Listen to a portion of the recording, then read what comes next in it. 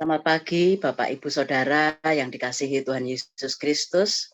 Puji Tuhan, pagi hari ini kita jumpa lagi dalam saat teduh bersama.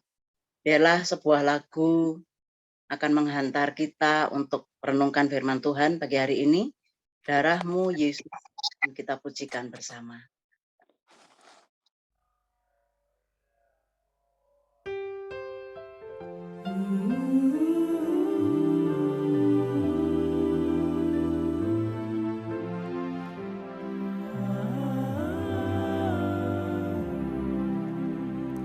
Siapa di dunia rela berkorban? Siapa di dunia yang mampu hapus dosa? Anak manusia yang termulia, serahkan nyawanya untuk kita. Tak sadarkah hai orang yang berdosa, sampai kapankah tetap berpaling? Anak manusia yang termulia, serahkan hidupnya untuk Engkau. Darah-Mu Yesus hapus dosaku, di salib itu Kau berkorban untukku. Cinta-Mu Tuhan kekal selamanya. Kau selamatkan aku, Kau Allahku.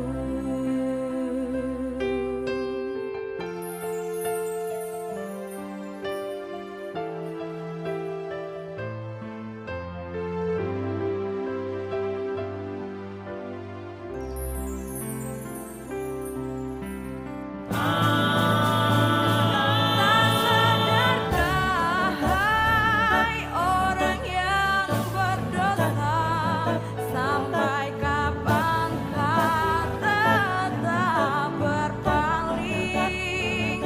Anak manusia yang termulia, serahkan hidupnya untuk Engkau. Darah-Mu Yesus hapus dosaku, di salib itu Kau berkorban untukku. Cinta-Mu Tuhan kekal selamanya. Kau selamatkan aku, Kau Allahku. Darah-Mu Yesus hapus dosaku, di salib itu Kau berkorban untukku. Cinta-Mu Tuhan kekal selamanya.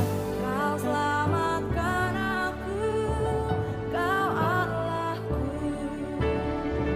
Kau selamatkan aku, Kau Allahku.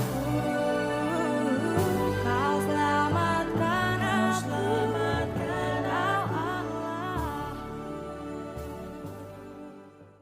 Bapak Ibu Saudara, kita akan merenungkan firman Tuhan melalui pedoman saat teduh 4B GKI Residen Sudirman, hari Kamis tanggal 14 April 2022 dengan tema Bersekutu dalam Kasih Sejati.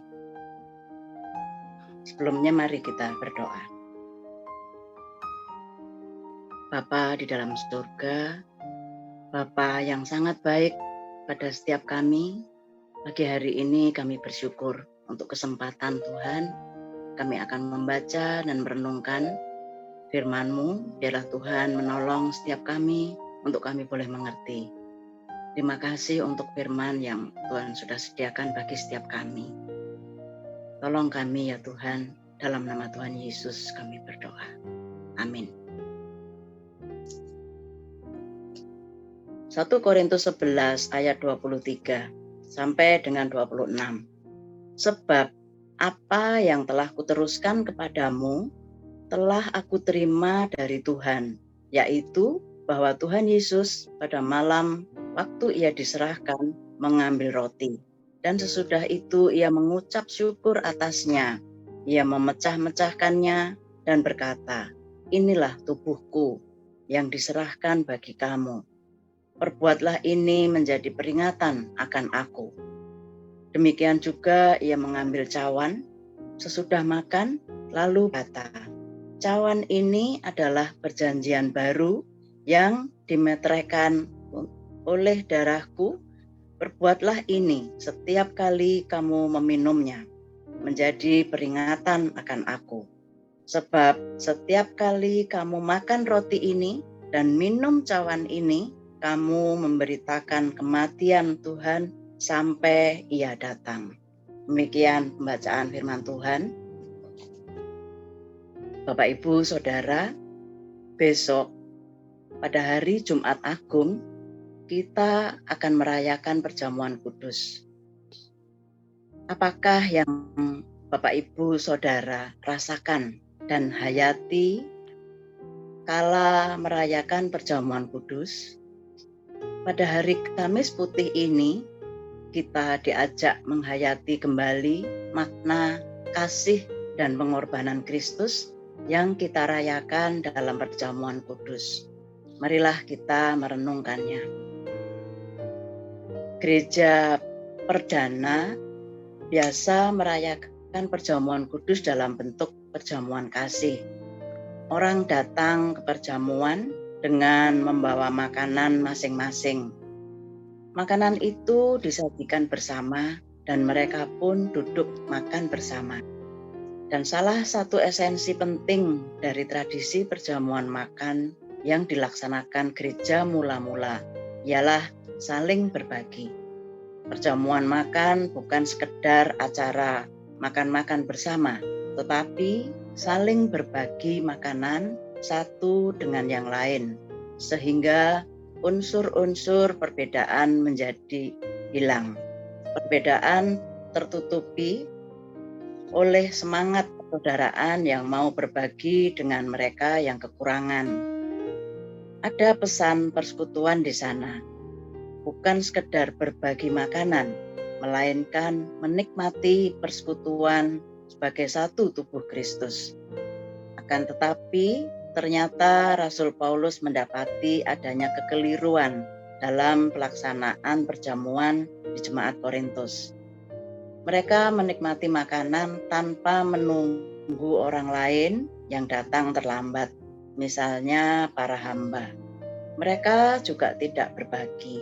Masing-masing hanya memperhatikan makanannya sendiri, sehingga ada yang kenyang, bahkan mabuk, tetapi ada juga yang lapar. Sesungguhnya itu bukan hakikat perjamuan Tuhan.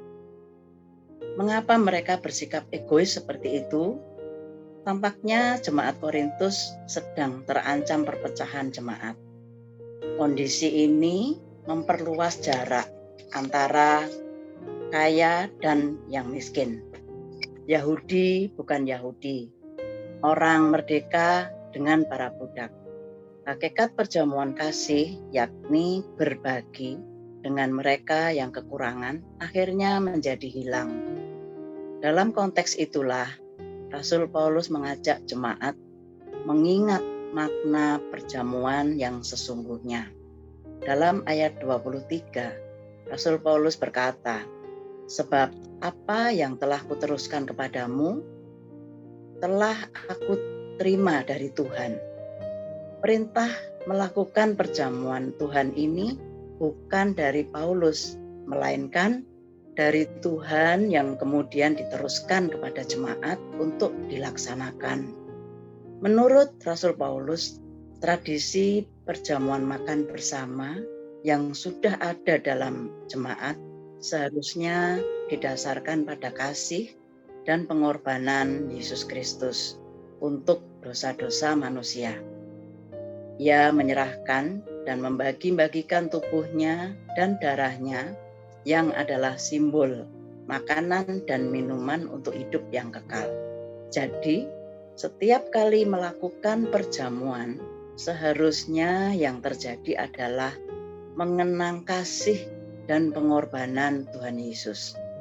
Dalam perjamuan kudus, kita adalah persekutuan murid-murid yang dipersatukan dalam aliran kasih sejati Tuhan Yesus. Oleh karenanya, kita pun dipanggil membangun persekutuan kasih sejati yang berbagi kasih seturut teladannya. Perjamuan kudus bukanlah soal mencari kenikmatan dan kepuasan diri sendiri, tetapi bersekutu dalam kasih yang rela berkorban. Mari Bapak Ibu kita merenungkan. Keheningan. Marilah kita pandang salib. Apakah kita merasakan kasih sejati yang mengalir dari tubuh dan darah Kristus? Apakah kita siap mengalirkan kasih Kristus itu kepada semua orang tanpa membeda-bedakan? Mari kita berdoa. Ya Tuhan, mampukanlah setiap kami untuk merayakan perjamuan kudus dengan mengenang dan mensyukuri kasih dan pengorbanan-Mu yang agung serta membangun persekutuan kasih bersama seluruh umat-Mu. Tolong setiap kami ya Tuhan untuk dapat melakukannya. Di dalam Kristus kami berdoa. Amin. Bapak Ibu Saudara, dalam merayakan perjamuan kudus, kita akan mengubah motivasi dan pola pikir kita dari mengejar kepuasan diri sendiri menjadi semangat berbagi dalam persekutuan kasih. Tuhan memberkati dan menolong kita semua. Amin.